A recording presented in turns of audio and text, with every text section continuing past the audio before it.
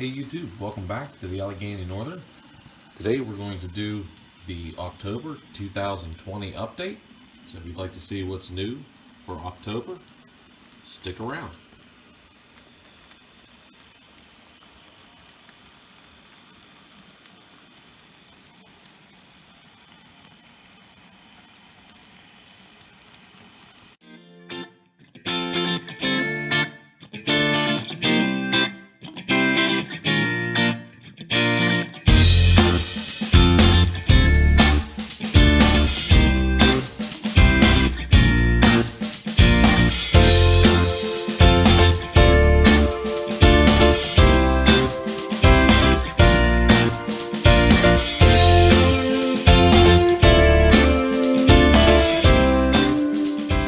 Most of October has been spent getting the new upper deck ready to go.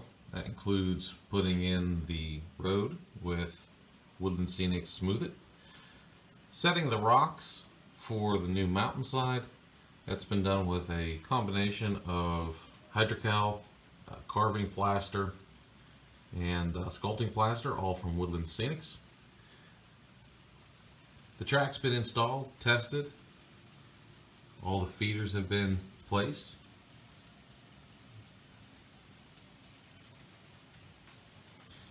And as you can see, we come around here where it's going to be a mine pond there, so that just was placed today.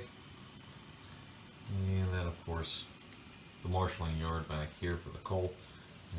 It's buried behind all those trees that don't have a home. On the lower section, some small details like additional Woodland Scenics chain link fence were added. The scene that used to go to the mine has been updated. So there's where our switch used to be. Obviously the track still needs weathered. There's a piece of shiny new rail in there. And the old abandoned track has been torn up and replaced by some natural scenery there. Also correcting something that's been a major pet peeve of mine for a while, and that is that this industry back at the corner of the printing company never really had an access road to it. So I removed the trees temporarily and put in a new access road.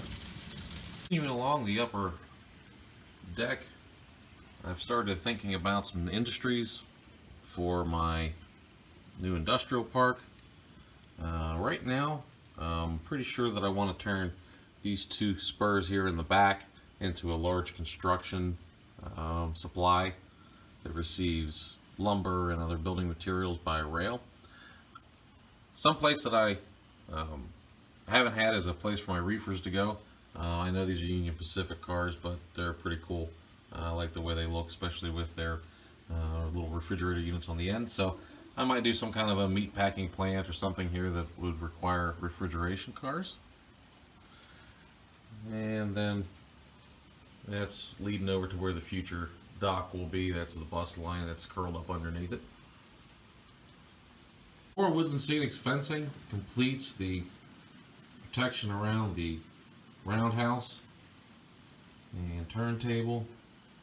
Coming up in the next month or so, we'll get this table weathered so it looks like it's been out in the elements and not all shiny plasticky new. And started developing the last of the downtown business areas here.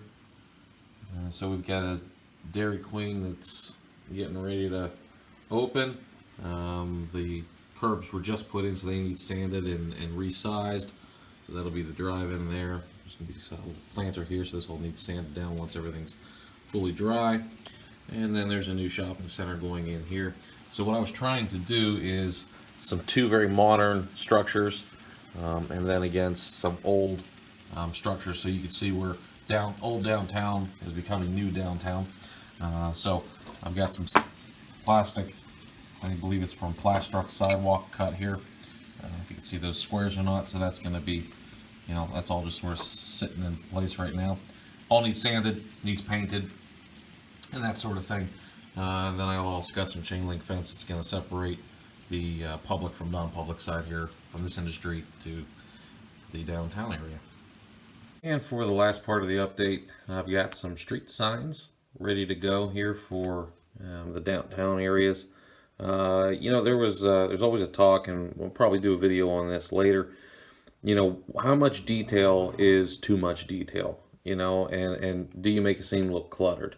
So when I saw these in the hobby shop, I thought, well, every town has street signs. And it's a small detail, and it probably doesn't really affect the scene a whole lot. But, if you're standing at a corner, this is an obvious piece of detail that's on, like I said, every city street. So I'm going to add this little level of detail to my downtown. And then I apologize for the mess of the workbench. There has been a lot happening back here, obviously. The next step is all of this mess right here.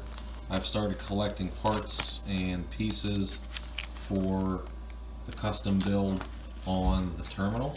So once I get everything cleaned up here, and that's what I'm in the process of doing, I have all of these plastruct and let's see what else we got. I think there's some evergreen scale model stuff here, but all these parts and pieces are all sized for the terminal. So that'll be the next major piece. Also, I can't remember if I went through it or not, but all of the staging yard track has been soldered. All of the switch machines have been numbered and then wired to the front. And it makes a little bit of a mess underneath the table, but no one ever sees the back side. So trains can now run in and out of the staging yard, and that functions. So digging through a box here, and I found this old model. It doesn't really have a home on my layout at the moment, but it was given to me as a birthday gift many years ago. It's an old Bachmann, but it's an exposed auto rack. So, like I said, it doesn't really have a home on my layout, but I think this may make a scene every now and then, just because it's kind of different as opposed to the much more modern covered auto racks. Okay, that's our update for October. Obviously, there's still a lot planned for the rest of the year, so stick around next month's video.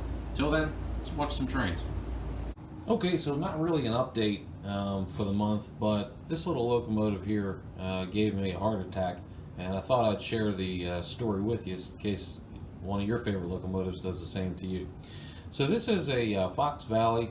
It is a GP38 with the NS and Operation Lifesaver slogan on it. I'll be honest with you, this is something that I had looked for a long time. I had seen it at a train show. I didn't purchase it, so I then spent the rest of the time looking for this thing, regretting not purchasing it at the time I had seen it. Later on, I find it at another train show. Super excited. It's been converted to DCC, so it's it's proud on the layout now. So as part of the running trains portion of the video, which you're about to see, I wanted to show you this locomotive running. And so I turned it on, and it started running, and then all of a sudden it just sort of stopped. Didn't give any warning, it just stopped. I said, okay, well, maybe the track's dirty. Cleaned the locomotive wheels, cleaned the track, still was not getting any response. Couldn't even get the headlights to come on. So I brought it over to the programming track and had it read back to me that what the decoder was stored, and it read fine. It read me all my information back and said, okay, so the decoder's all right.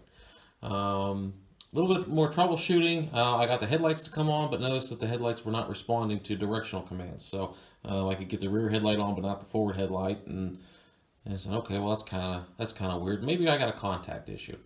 So I took the thing over to the workbench and took it all apart, took the shell off, took the decoder out, adjusted all the brushings and the tabs, and cleaned everything up, made sure everything fit right, put it back on the track. Still didn't have any luck getting it to move. So repeat that process, took everything apart, brought it back to the workbench, and I removed the decoder, and I hooked the motor leads up to a standard DC power pack and turned the power on, and the motor came right to life. Ran nice, ran smooth, no issues, anything like that. Okay, so now I know I don't have a motor issue, so I'm back to the decoder.